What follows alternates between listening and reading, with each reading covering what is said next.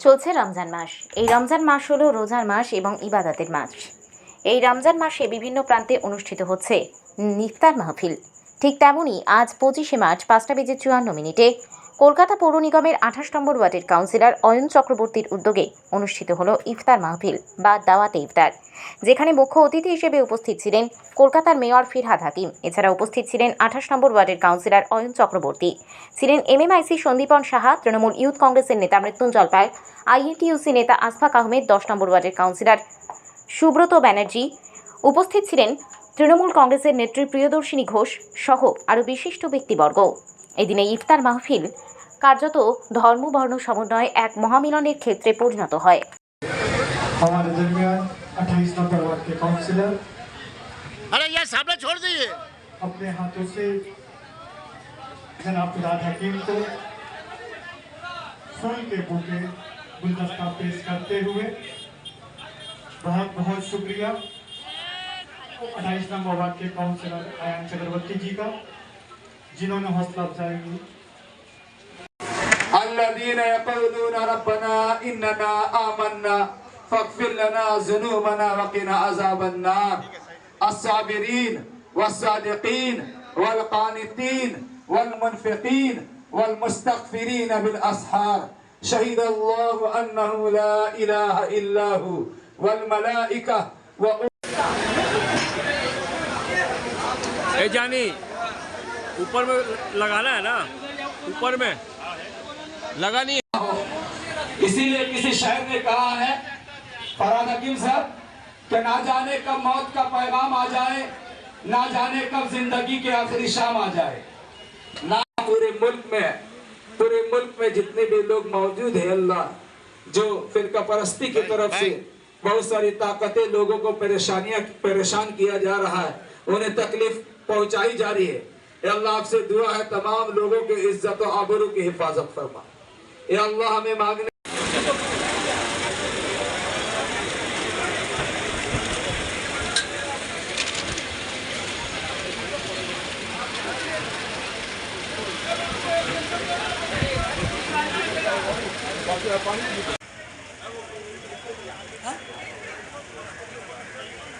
बोले दाओ, তুমি তো বলো ওখানে স্টোর আমাদের দেবে না, মমিনকে বলো।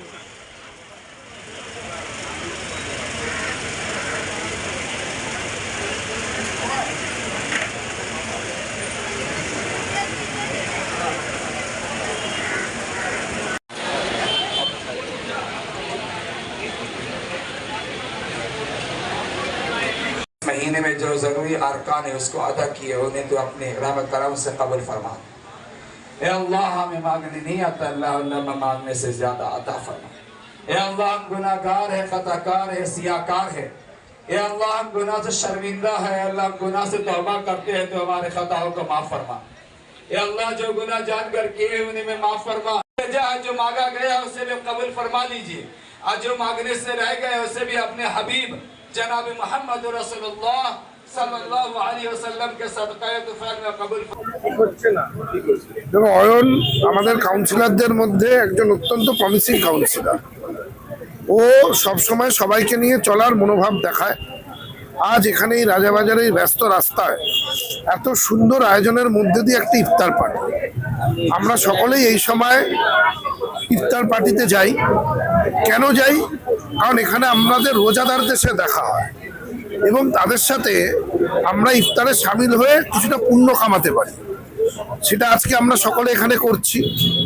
মাননীয় মহানাগরিক শ্রী ফিরহাদ হাকিমও এখানে এসেছিলেন, উনিও এসে উৎসাহ জুগিয়ে গেছে।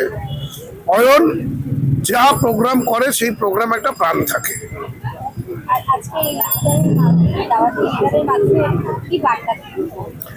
দেখুন, আপনি একটু চোখ ঘোরালে দেখবেন এখানে যারা রয়েছে সবাই কিন্তু ইসলাম ধর্মীয় নয়, সকল ধর্মের মানুষ এখানে রয়েছে। দিদির কথায় ধর্ম যার যার, উৎসব সবার। যে কোনো ধার্মিক অনুষ্ঠান উৎসবে পরিণত হয় যখন অপর ধর্মের বা জাতির মানুষ সেখানে অংশগ্রহণ করে। বাংলার এটাই সংস্কৃতি, যে কোনো অনুষ্ঠানে আমরা সর্বধর্মের মানুষ সেখানে অংশগ্রহণ করে সেটাকে আমরা উৎসবে পরিণত করি। এটাই বাংলার সংস্কৃতি।